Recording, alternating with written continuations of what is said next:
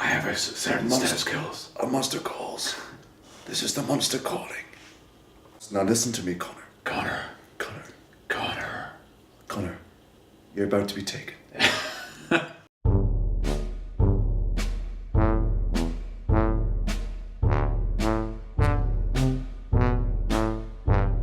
I thought the film was very imaginative, and you mentioned on the way out that you loved the graphics used for each story that the monster told to the young boy who needs his help to get through this, tragic time. And you were saying how it's nice that it took hints of stories we've heard before, such as the suffering mother. It could have been like the story essentially. It could have been quite generic. It's a generic story of a kid who's being bullied and the mum's dying and the grandmother's. We have seen the story before. Yeah. But when you add that magical element of the sort of the dream world and the animation and the fantasy within that, I thought that was amazing. The film just works so well. He's going through this very dark time and it doesn't sort of take any prisoners. It's sort of like the mum doesn't survive. It's like life is sometimes pretty shitty. And even the dad says it the best, Toby Kebbell, when he comes back. And I initially thought his role was a bit lackluster. I thought he doesn't really need to be there. And it was only after the second viewing that he comes back and he's talking about why him and Felicity Jones got married in the first place. And he makes a very funny comment because I was handsome. Then he goes on. It's like, so you didn't have your happily ever after. Exactly. It's like most people have their messily ever after. And I thought, it's basically life, because I do. So it has that fairy tale qualities, but it's not. Funny enough, there's no fairy tale ending. What the monster is trying to do throughout the whole film, his goal is to get the young boy Connor to tell the truth, right? And that's exactly what the film is doing. It's telling the truth. Exactly. It's a very truthful film, and I really like that about it. But actually, it's very truthful. What you were saying before, how the whole thing starts off with he's not quite yet a man, but he's not a boy. It's also about him coming to terms with he's becoming a man too early because his mother's dying. He's had become very mature, very. So he's been pushed up a notch in the generational, Sometimes when you have a sort of the mixture of dream world and reality, the time to get in from the real world into the dream world can be a bit clunky and a bit slow. Whereas this, I like that. It was really fast paced. It didn't mess around with and then he goes to sleep. It's just like it just happened. I like hearing Liam Neeson's soothing tones. That was amazing. Liam Neeson was charming. Very grounding, captivating voice. They were not. Did you like Sigourney Weaver's accent? Sigourney Weaver. I thought it was spot on. But the problem is, as I know her as always being American, I assumed that when she was speaking. So I didn't. I'll tell you what it is. I was really surprised. I'll tell you what it is. I think Sigourney Weaver was probably very good. I just can't separate her sometimes from the roles I've seen her in already. Because I always know her as being quite a brash, gun-toting American. I sort of thought, she's doing a really good acting job.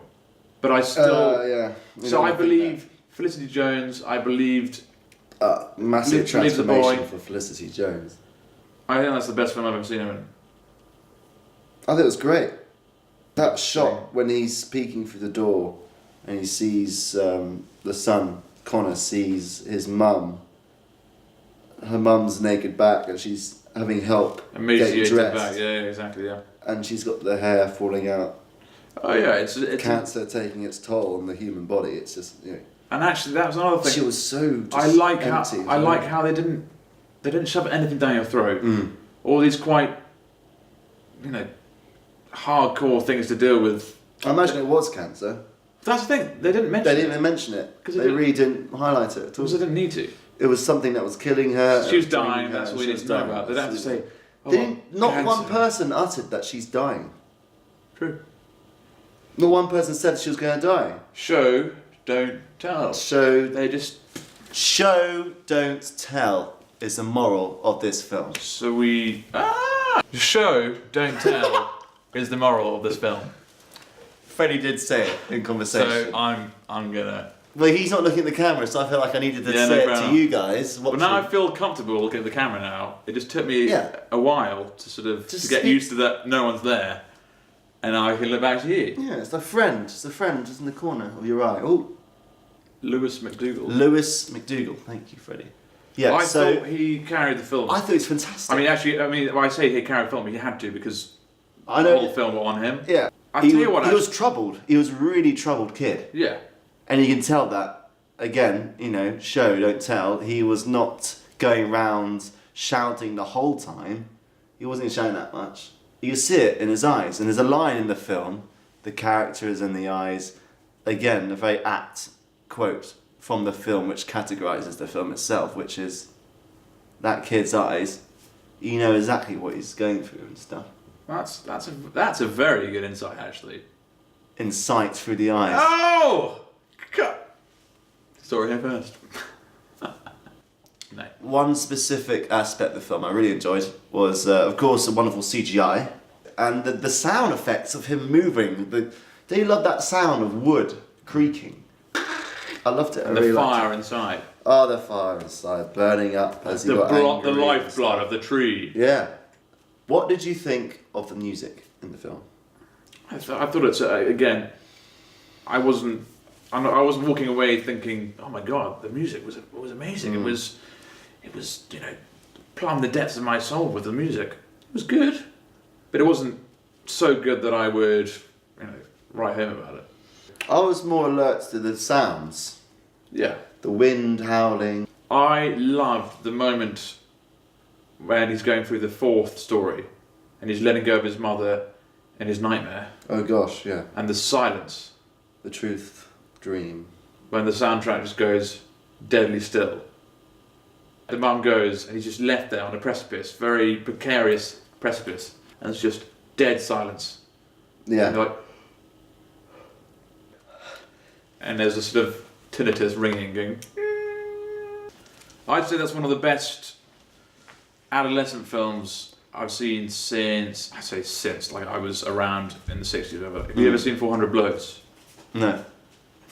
Thanks for joining us. Good evening. Good night.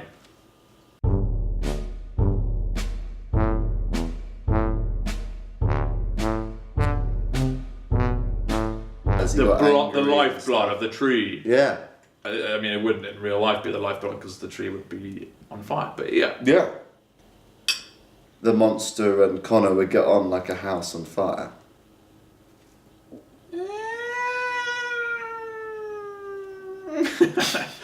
They got on like a tree on fire. No.